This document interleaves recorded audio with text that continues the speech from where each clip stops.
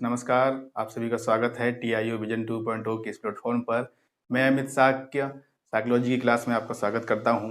आज हम लोग बात करेंगे शिक्षक भर्ती परीक्षा यानी सुपर टेट के कैसे टॉपिक की। वो टॉपिक आपको CTET के सिलेबस में ही मिलेगा। अभिप्रेरणा, मोटिवेशन, देखिए क्या होता है ये। प्रेरणा या अभिप्रेरणा एक ही बात है। अभिप्रेरणा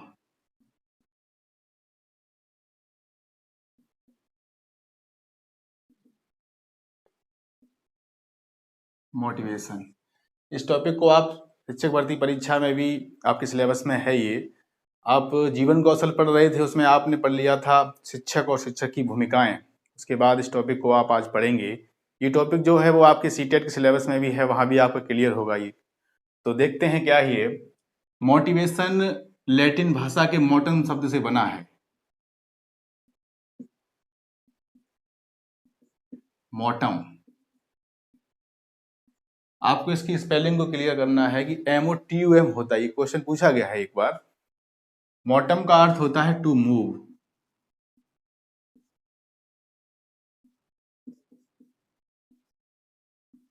यानी गति करना।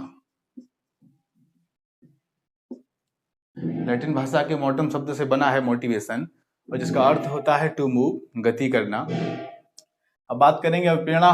अभिप्रेरणा क्या है? यानी व्यक्ति की उत्तेजना को अभिप्रेरणा कहते हैं। व्यक्ति की आंतरिक उत्तेजना,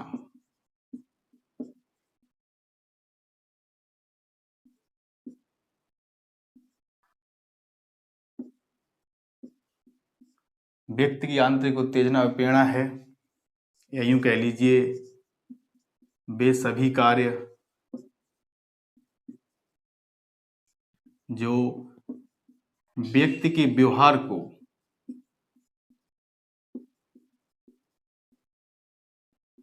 गति प्रदान करें।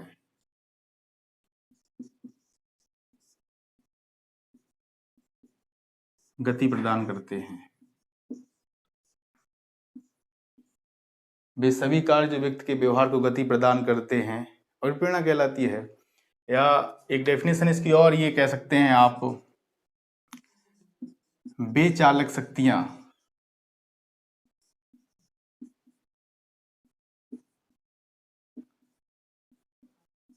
जो व्यक्ति को कार्य करने के लिए प्रेरित करें।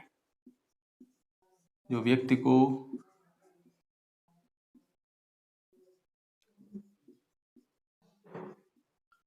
कार्य करने के लिए प्रेरित करती हैं, अब प्रेरणा कहलाती है।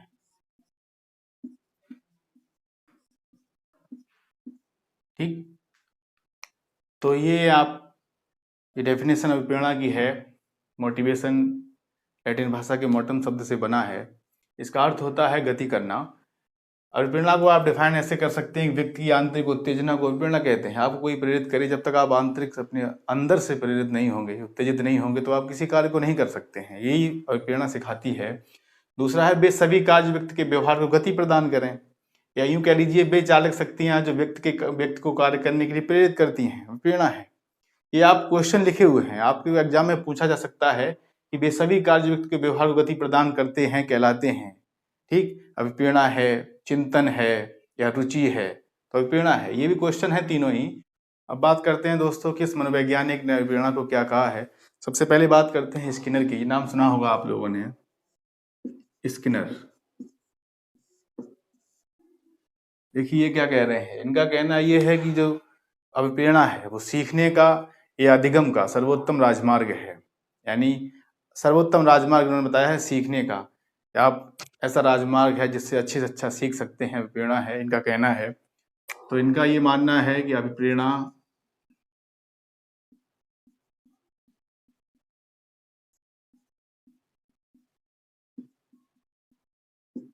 अधिगम का सर्वोत्तम राजमार्ग है।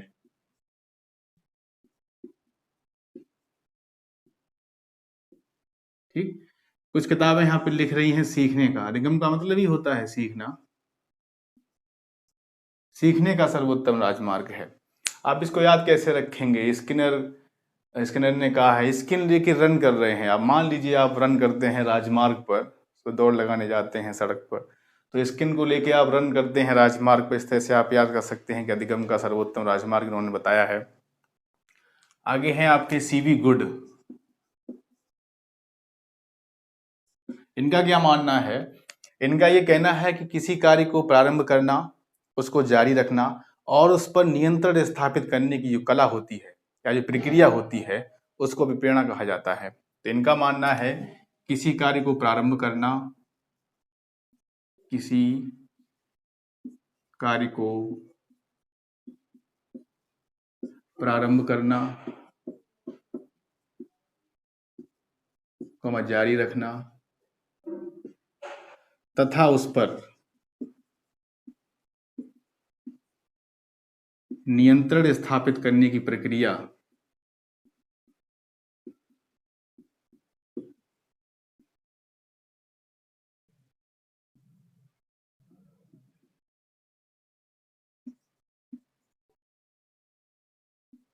अभिप्रेरणा है।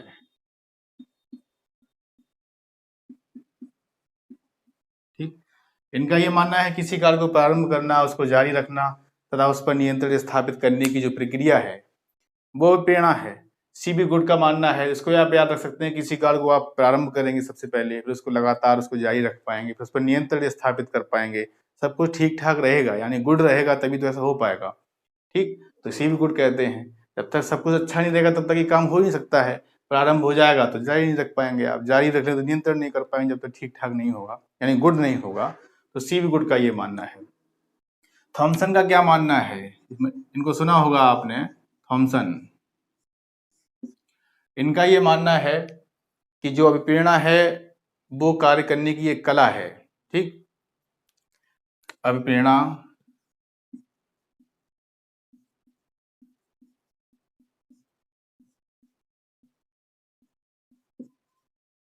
सीखने की कला है।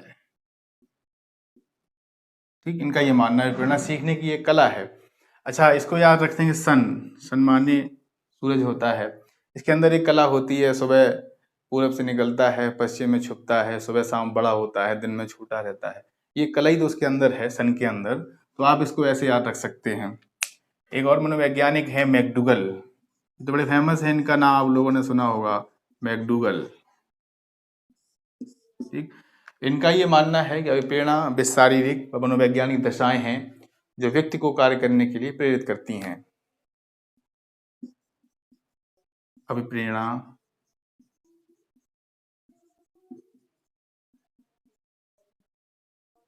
वे शारीरिक व मनोवैज्ञानिक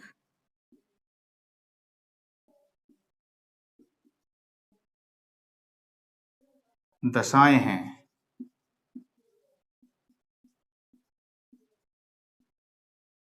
जो व्यक्ति को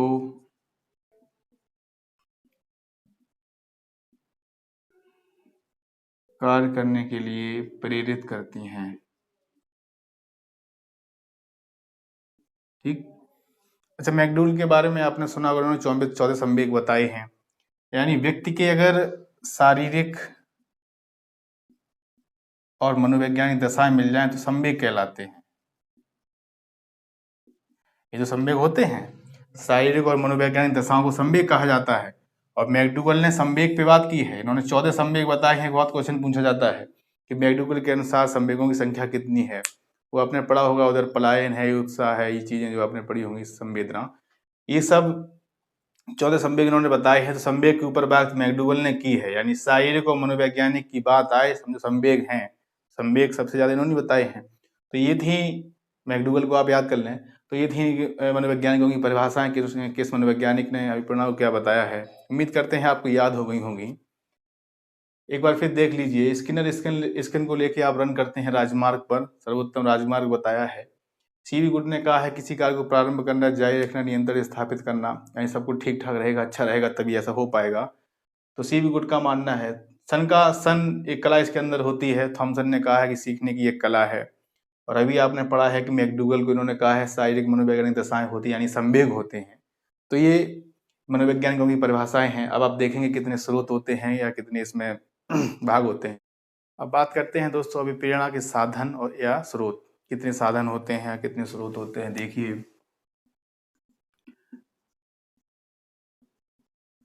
अभिप्रेरणा के स्रोत या साधन। ठीक, तो इसके 3 स्रोत होते हैं। पहला होता है आपका आवश्यकता। आपको प्रेरित होने के लिए, मोटिवेट होने के लिए किसी न किसी आवश्यकता की ज़रूरत है। जब तक आपको आवश्यकता नहीं है तो आप कोई भी कुछ कहता रहे, आप प्रेरित हो ही नहीं सकते हैं। दूसरा है आपका चालक। ठीक, इसी को कहते हैं अंतर्नोद,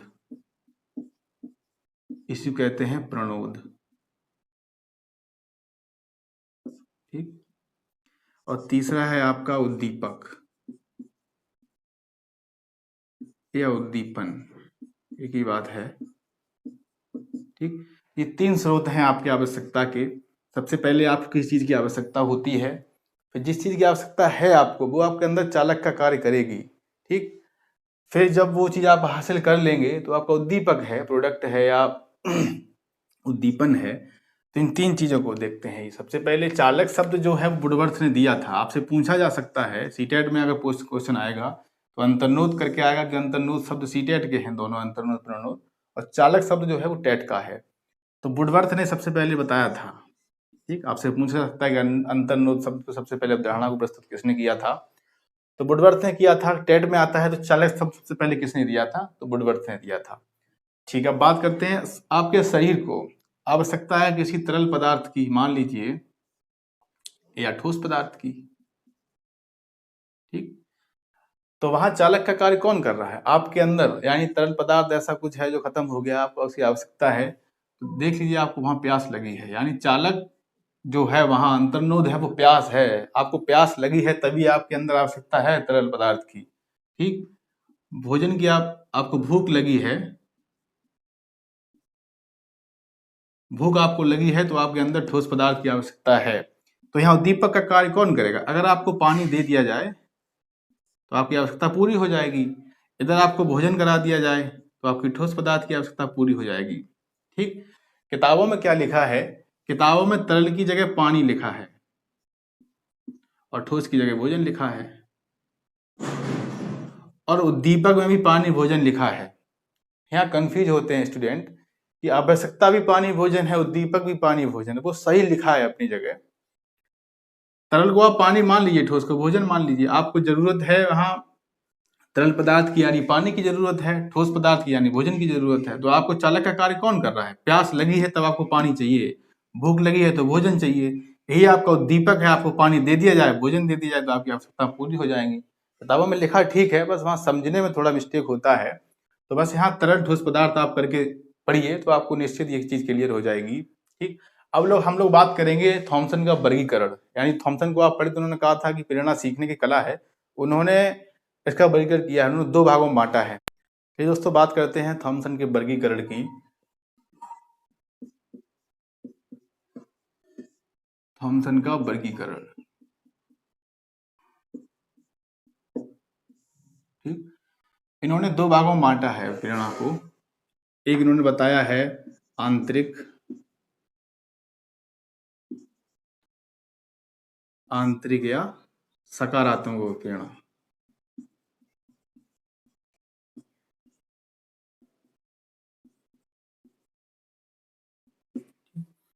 और दूसरा इन्होंने बताया है बाह्य या नकारात्मक प्रेरणा।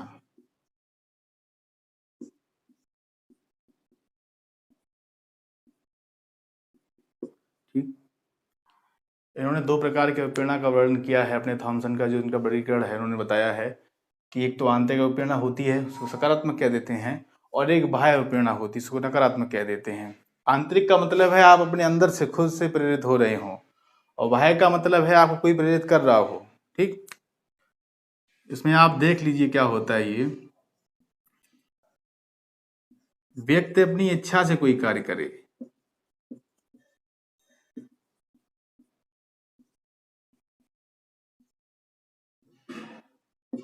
ठीक, तो ये क्या है, आंतरिक प्रेरणा है। और बाह्य प्रेरणा देख लीजिए, व्यक्ति दूसरों की इच्छा से कोई कार्य करे।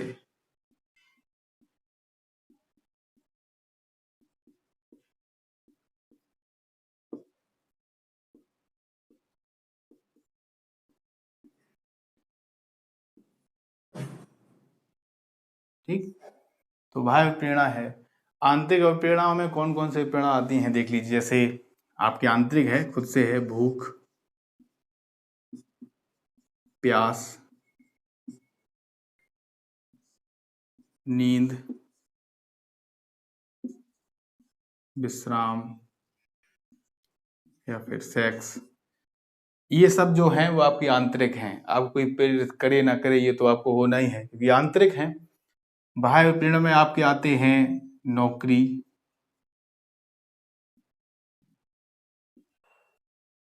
पुरस्कार, सम्मान, निंदा। नौकरी किसी की लगी नहीं होती, शब्द ही नहीं होता नौकरी, तो आप भी नहीं चाहते हमारी लगे।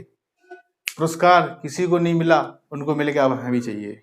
ये बाह्य प्रेरणा है, आप दूसरों को देख के प्रेरित हो रहे हैं। सम्मान उनका हुआ है तो हमारा भी होना चाहिए।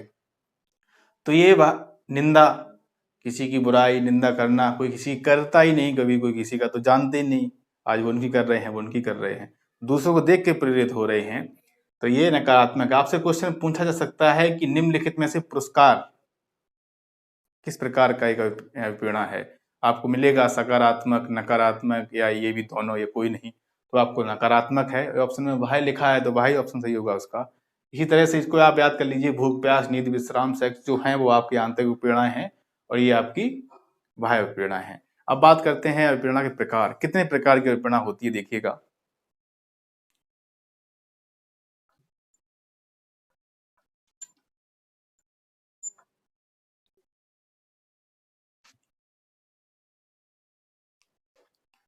अभिप्रेरणा के प्रकार।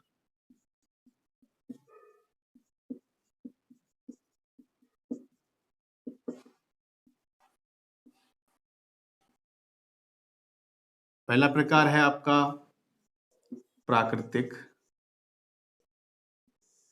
अभिप्रेरणा।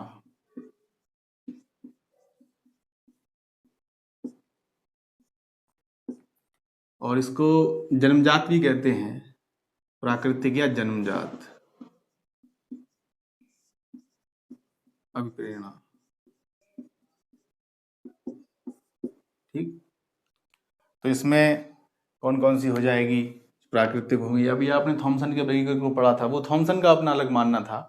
है आप प्रकार पढ़ रहे हैं तो इसमें भी आ जाएगी भूख, प्यास, भूख है, प्यास, ठीक, निद्रा,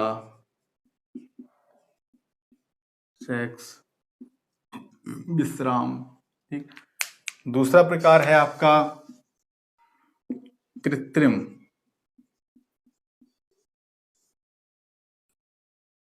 ठीक, कृत्रिम या बाह्य अभिप्रेरणा।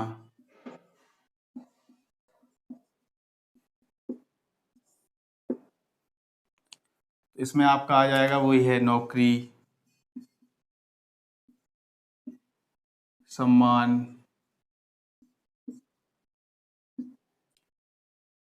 और पुरस्कार, ठीक। तीसरा प्रकार है आपका मनोवैज्ञानिक अभिप्रेरणा।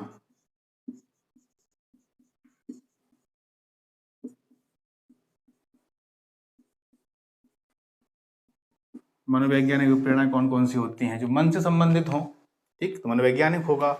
जैसे है क्रोध, ठीक, भय, ठीक, क्रोध, भय, डर हो ही गया है, क्रोध, भय है, जो आपके मन से संबंधित हो, ठीक, वो आपकी मनोवैज्ञानिक अभिप्रेरणाएं हैं। अगला है आपका व्यक्तिगत अभिप्रेरणा, जो किसी की पर्सनल हो।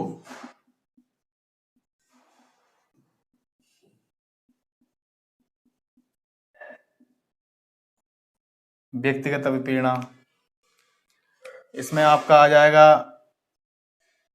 रुचि, आदत, सबकी अलग अलग होती हैं। व्यक्तिगत अभिप्रेरणा है, सबकी रुचि अलग होंगी, सबकी आदत अलग अलग होगी, ठीक। ये आपकी व्यक्तिगत अभिप्रेरणाएं हैं।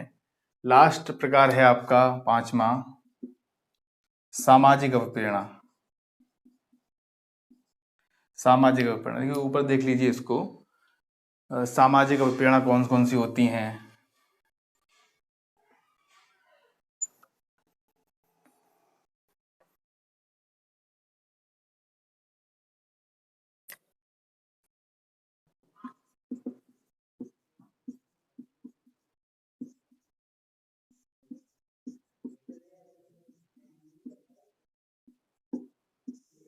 ठीक, सामाजिक अवप्रेरणा में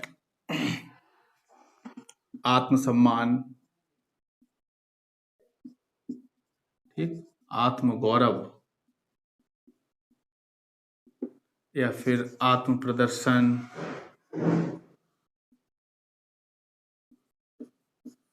आत्म प्रदर्शन है, आत्मसम्मान, आत्मगौरव, आत्मरक्षा। ठीक, जिस शब्द में आत्म लगा है, आत्म का मतलब होता है खुद को साबित करना। करेंगे किसके सामने, अकेले तो करेंगे नहीं, समाज होगा, जहाँ भीड़ भाड़ होगी, आप वहीं तो चाहेंगे कि लोग हमारा सम्मान करें। खुद का सम्मान आप चाहेंगे, खुद का गौरव चाहेंगे, खुद का प्रदर्शन करना चाहेंगे, या खुद की रक्षा करेंगे। रक्षा अकेले होंगे तो रक्षा करने की जरूरत ही नहीं है, बहुत सारे लोग हैं तभी तो रक्षा करेंगे।